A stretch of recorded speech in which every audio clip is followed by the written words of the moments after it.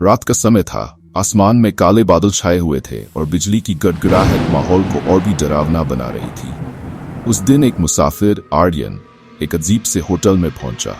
वो यात्रा के दौरान काफी थक गया था और इस तूफानी मौसम में किसी सुरक्षित जगह रुकने का इच्छुक था। यह होटल थोड़ा पुराना और रहस्यमयी दिख रहा था, लेकिन उसकी हालत देखकर लग रहा था कि यहाँ लंबे समय से कोई रुका नहीं था। होटल का नाम था होटल अमर, जो अपने आप में एक रहस्य लग रहा था। आर्यन ने होटल के रिसेप्शन पर जाकर घंटी बजाई, पर कोई जवाब नहीं आया। उसे थोड़ी असहजता महसूस होने लगी। उसने जोर से आवाज दी, कोई है? मैं एक कमरा लेना चाहता हूँ। कुछ क्षण बाद एक बूढ़ा आदमी रिसेप्शन पर आया। उसकी आंखें गहरी और चेहरा भावहीन था। उसने धीमे स्वर में कहा, आपको यहाँ रुकना है। ये जगह आपके लिए ठीक नहीं है। आर्यन ने हल्की मुस्कान के साथ जवाब दिया, अरे चिंता मत करिए, मुझे सिर्फ एक रात रुकना है, सुबह होते ही निकल जाऊंगा। बूढ़े ने ठंडी सांस लेते हुए उसे एक चाबी दी और कहा, कमरा नंबर 3 है 6, लेकिन ध्यान रखना रात के 12 बजे के बाद कमरे से बाहर मत निकलना। आर्यन ने उसकी बात को मजाक समझा और मुस्कुराते हुए कमरे की ओर चल पड़ा। कमरे में दाखिल होते ही उसने देखा कि कमरा बेहद सजा धजा था, लेकिन उसमें एक ठंडी और भयानक सी फीलिंग थी, जैसे किसी अदृश्य निगाह ने उसे देखा हो।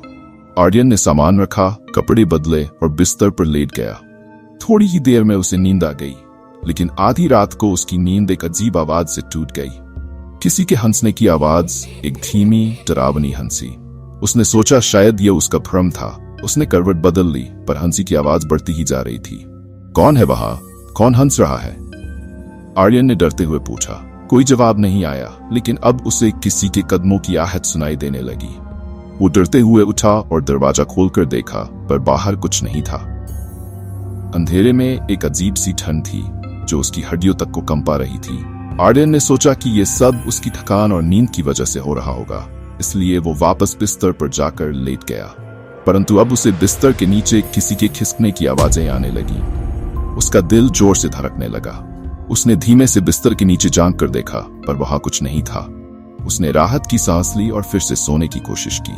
तभी दरवाजे पर दस्तक हुई, ठक ठक ठक। उसने घड़ी की ओर देखा, ठीक 12 बज रहे थे। उसका शरीर ठंडा हो गया। उसने खुद को संभालते हुए दरवाजे की ओर कदम बढ़ाए और पूछने लगा, कौन है? इतनी रात को कौन आया है? लेकिन बाहर कोई जवाब नहीं मिला। दस्तक अब धीरे धीरे और तेजी से बढ़ने लगी, ठक ठक ठक। अब आर्यन का धैर्य टूट रहा था। उसने झटके से दरवाजा खोला और जोर से कहा, किसी का मजाक है क्या? सामने कोई नहीं था, बस एक भयानक सन्नाटा। आर्यन ने दरवाजा बंद किया और पलटा तो उसकी आंखें डर से फटी की फटी रह गईं। कमरे के अंदर एक औरत खड़ी थी, सफेद साड़ी में, बाल खुले, चेहरा बेहद डरावना और आंखों से खून टपकता हुआ। आर्यन की चीख निकल गई, कौन हो तुम? यहाँ कैसे आई? औरत ने एक भयानक हंसी के साथ कहा, तुम्हें मेरे पास आना ही था, तुमने मेरी चेतावनी नहीं मानी। उसकी आवाज में इतनी ठंडक थी कि आर्यन का खून जम सा गया। आर्यन कांपते हुए दरवाजे की ओर भागा, पर दरवाजा बंद हो चुका था। उसने जोर से दरवाजा खटखटाया, बचाओ, कोई तो बचाओ। तभी उस औरत ने धीरे धीरे उसकी ओर बढ़ना शुरू किया। उसके कदमों की आहट इतनी भारी थी कि पूरा कमरा कांप रहा था। आर्यन पीछे हटने लगा, पर वह जितना पीछे हटता, औरत उतना ही करीब आती जा रही थी। तुम यहां से बच नहीं सकते, ये होटल मेरी जागीर है, यहां कोई नहीं बच पाता, औरत ने भयानक हंसी के साथ कहा। आर्यन ने अपनी पूरी ताकत लगाकर खिड़की तोड़ने की कोशिश की, पर खिड़की पर लोहे की सलाखें लगी हुई थीं। अचानक कमरे की लाइट्स झपकने लगीं और एक भयानक सन्नाटा छा गया। अब वो औरत एकदम उसके सामने खड़ी थी और उसने आर्यन का हाथ पकड़ लिया। आर्यन की रूह कांप उठी। उसके हाथ से मानो सारा खून सूख चुका था। वो जोर जोर से चिल्लाने लगा, नहीं, मुझे छोड़ दो, मुझे यहां से जाने दो। लेकिन उसकी चीखें कमरे में ही दब कर रह गई।